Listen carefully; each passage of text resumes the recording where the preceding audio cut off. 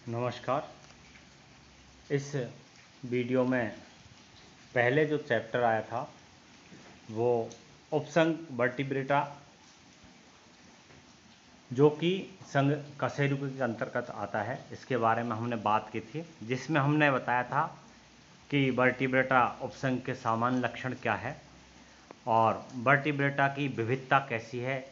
Vertebrata की विविधता के अंतर्गत हमने बताया था कि इसमें कुछ महत्वपूर्ण जो पॉइंट थे, जैसे संख्यात्मक शक्ति, वर्टिब्रेट्स के प्रकार, वर्टिब्रेट्स के संवर्ग और वर्टिब्रेट्स के सामान्य जो संवर्ग के अलावा जो जीवित जो वर्ग है उनके चयनित लक्षण। और जो चयनित लक्षण थे वो चयनित लक्षण में मैं आपको जो बता रहा हूँ, इस जगह आप देख सकते हो कि ये क्लास है। हमने 7 क्लासों के अंतर्गत इसको बांटा है। साइक्लोस्टोमेटा, फिर कॉन्ड्रिक्थिस, ऑस्टिक्थिस, एम्फीबिया, रेप्टिलिया, एबीज और मैमेलिया। इस प्रकार हमने 7 क्लासों के अंतर्गत इसको बांटा था। इसमें इन क्लासों को फिर समूह में अलग किया गया था, जिसमें जबड़े की उपस्थिति के आधार पर जो जबड़े रहित थे उनको क्लास साइक्लोस्टोमेटा के अंतर्गत रखा गया था, जिसको एग्नेथा कहते थे। एग्नेथा का जो अंत्यकंकाल था वो उपास्थि से बना होता था। और जो अगली क्लास है कॉन्ड्रिक्थिस, ऑस्टिक्थिस, एम्फीबिया, रेप्टिलिया और एबीज और मैमेलिया, ये सब ग्नेथोस्टोमेटा के अंतर्गत आ रहे हैं, जो कि जबड़े युक्त प्राणी हैं। अब हम बात करते हैं इसके अंतकंकाल की। तो आप देख सकते हो कि अंतकंकाल इनमें उपास्थि का बना हुआ है, और उपास्थि का अंतकंकाल कहाँ तक बना है? साइक्लोस्टोमेटा और कॉन्ड्रिक्थिस जो क्लास है वहाँ तक। ये दोनों क्लासों में जो अंतकंकाल है वो उपास्थि का बना हुआ है। बाद बाकी जो ये 4 क्लास है, 5 क्लास, इन 5 क्लास का अंतकंकाल अस्थि का बना होता है, बोन का। अब हम बात करते हैं प्रचलन अंग।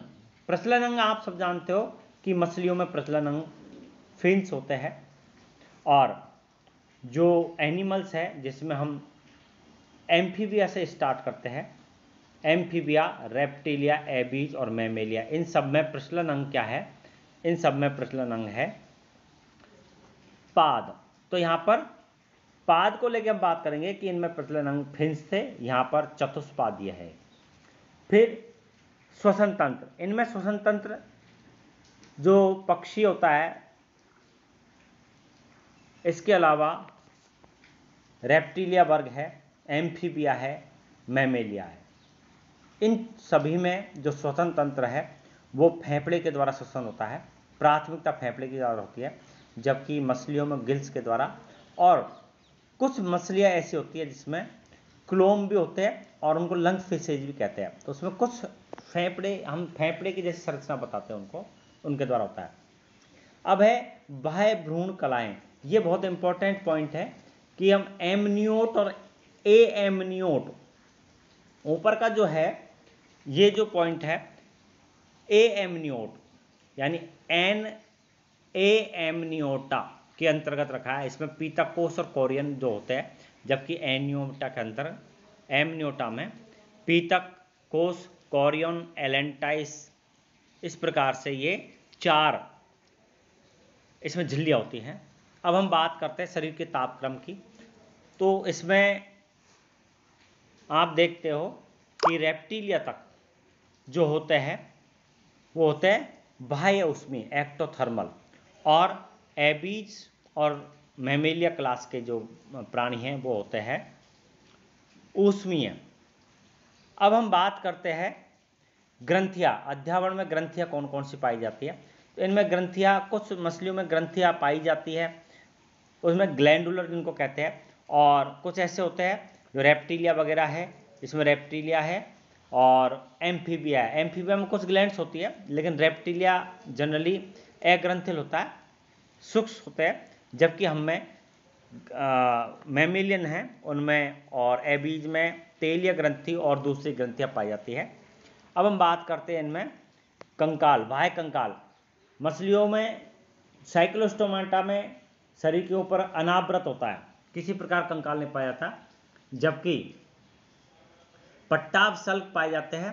पट्टाभ सल्क प्लेकेड स्कॉल्स है, वो कॉन्ट्रिक थिज में पाए जाएंगे, और ऑस्ट्रिक थिज में डर्मीय सल्क या चर्मीय सल्क जिसको कहते हैं पाए जाते हैं।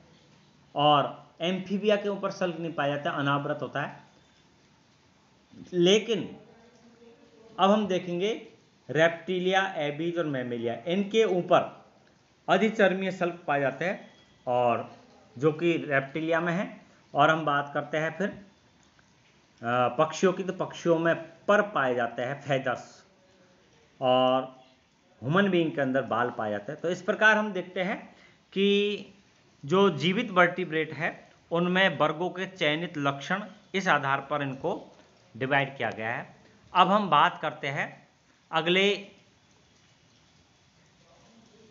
जो टॉपिक है उसके बारे में। अगला जो टॉपिक है, अब हम बात करते हैं, यहाँ पर शुरू करते हैं वर्ग साइक्लोस्टोमेटा। अब हम बात करते हैं कि शुरू में जो साइक्लोस्टोमेटा वर्ग है उसके सामान्य लक्षण क्या है, और सामान्य लक्षण के अलावा इसमें और कौन कौन से ऐसे एनिमल्स हैं जिनके बारे में हम सामान्य अध्ययन करेंगे, जिससे हमें पता लगता है कि वर्ग साइक्लोस्टोमेटा वो किस प्रकार से उसमें जंतु जीवित रहते हैं।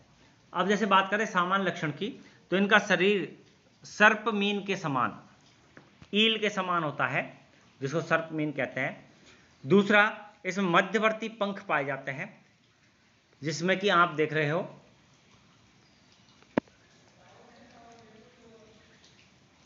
इसकी एक जो जनरल संरचना जैसे मैंने इसमें दिखा रखा है, तो ये एक पेट्रोमाइजोन है, लैम्प्रे जिसको कहते हैं, और ये साइक्लोस्टोमेटा वर्ग का प्राणी है।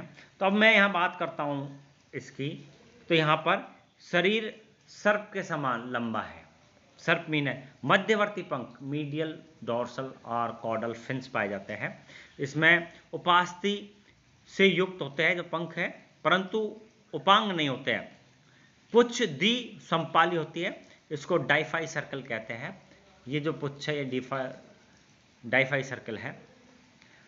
त्वचा कोमल, चिकनी, एक कोशिकीय और सलेस्मा ग्रंथियों से युक्त होती है, परंतु सल्क नहीं होते हैं। धड़ एवं पुच्छ में मांसपेशियां अंतरापेशी पटों द्वारा पृथक रहती है, और पेशी खंडों में खंडित होती है। अंतःकंकाल तंतु में एवं उपास्थि युक्त होता है।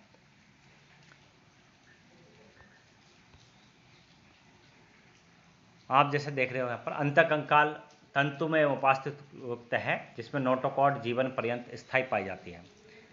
यहाँ पर नोटोकॉर्ड के ऊपर अपूर्ण तंत्र का चाप या आदि चापिकाएं, ओरिक्यूला जिसको कहते हैं, प्रदर्शित करती है। जबड़े अनुपस्थित है, इसलिए हमने इसको क्लास साइक्लोस्टोमेटा में रखा है। मुख अधरीय चूसक है और गोल, इसलिए वर्ग का नाम साइक्लोस्टोमेटा रखा गया है। पाचन तंत्र में आमाशय का अभाव होता है, और आंत्र टिफ्लोसोल नामक, ये इंपॉर्टेंट पॉइंट है, इनकी आंत्र है वो टिफ्लोसोल नामक बलन से युक्त होती है।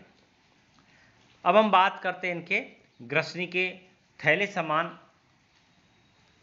कोष, जिसमें 5 से 6 जोड़ी क्लोम गिल्स इसलिए पाए जाते हैं कि, और इसका दूसरा नाम इसलिए मार्शिपो ब्रैंकाई भी रखा गया है। गिल छिद्र 1 से 6 16 जोड़ी तक होता है। हृदय एक आलिंद, एक निलय, द्विकक्षीय, यानी हृदय हमारे अंदर, मनुष्य के अंदर या हम मैमेलिया की बात करें तो हृदय चतुष्बेसमीय या 4 कक्षों वाला होता है, इनमें द्विकक्षीय है। इसमें एक आलिंद है और एक निलय है। क्लोम क्षेत्र में अनेक महाधमनी चाप, संकुक और वृक्कीय निवाहिका तंत्र नहीं होते हैं। रुधिर श्वेत रुधिराणुओं और केंद्रक युक्त वृत्ताकार लाल रक्त कणिकाओं सहित होता है। शरीर ताप परिवर्तनशील या असमतापी, जिसको पोइकिलोथर्मल कहते हैं।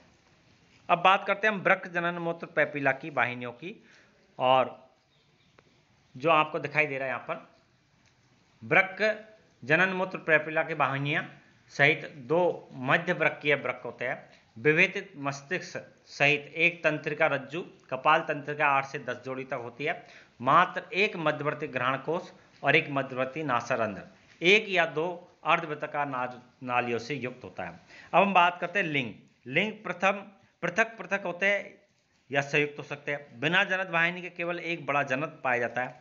निषेचन इनमें बाह्य होता है और परिवर्धन प्रत्यक्ष होता है या एक लंबी डिंबक अवस्था भी होती है। तो ये एक सामान्य लक्षण है। ये सामान्य लक्षण हम बात कर रहे हैं क्लास साइक्लोस्टोमेटा के। अब क्लास साइक्लोस्टोमेटा है उसको 2 ऑर्डर में विभाजित किया गया। पहला जो ऑर्डर है वो है पेट्रोमाइजोन्सिफॉर्मीज और दूसरा ऑर्डर है वो मिक्सिनिजिफॉर्मीज। तो पेट्रोमाइजोन्सिफॉर्मी जो ऑर्डर है इसके अंतर्गत आप देखेंगे इसमें पेट्रोमाइजोन्सिफॉर्मीज में यह मुख प्रतिपृष्ठ अनेक श्रृंगीय दांतों से युक्त होता है। एक चूसक की मुख में स्थित होता है, जबकि मिक्सिनिफॉर्मीज में आप देखेंगे यहाँ पर 4 जोड़ी स्पर्शकों एवं कुछ दांतों सहित अंतस्थ मुखीय नहीं है। अब हम बात करते हैं दूसरे पॉइंट पर, नासारंध्र पृष्ठीय। नासा हाइपोफिसी कोष पीछे बंद ग्रसनी से संबंधित नहीं होता है। इधर मिक्सिनिफॉर्मीज में नासारंध्र अंतस्थ नासो हाइपोफिसी वाहिनी युक्त होता है। क्लोम कोष्ठ और क्लोम छिद्र प्रत्येक 7 जोड़ी जो एक एक पृथक श्वसन ग्रसनी में खुलते हैं। इधर क्लोम कोष्ठ 6 से 15 जोड़े होते हैं, क्लोम छिद्र 1 से 15 जोड़े होते हैं। पृष्ठ पंख भली भांति विकसित होता है इसमें पेट्रोमाइजोन्सिफॉर्मीज में। और हम बात करते हैं मिक्सिनिफॉर्मीज, तो इसमें जो पृष्ठ पंख है क्षीण या अनुपस्थित होता है। इधर क्लोम कंडी पूर्ण होती है, इधर देखते हैं हम तो पृष्ठ पंख क्लोम कंडी कम विकसित होती है। रीढ़ तंत्रिकाओं की अब हम बात करते हैं रीढ़ तंत्रिकाओं की। पृष्ठ और प्रतिपृष्ठ मूले पृथक होती है, जबकि यहाँ पर रीढ़ तंत्रिकाओं की पृष्ठ तथा प्रतिपृष्ठ मूले संयुक्त होती है। कर्ण 2 अर्धवृत्ताकार नलिकाओं सहित होता है और इधर कर्ण केवल 1 अर्धवृत्ताकार नलिका सहित होता है। सागरीय एवं स्वच्छ जलीय दोनों प्रकार के लैम्प्रेज इसमें पाए जाते हैं। और इसमें जो हैगमीन जिसको कहते हैं या मिक्सिन एटाप्ट्रिटस, तो ये पाए जाते हैं और सभी समुद्री है और थोड़े बड़े परिवर्धन, इनमें परिवर्धन प्रत्यक्ष होता है मिक्सिन में, जबकि पेट्रोमाइजोन में परिवर्तन अप्रत्यक्ष भी होता है। और इसकी हम बात करते हैं कि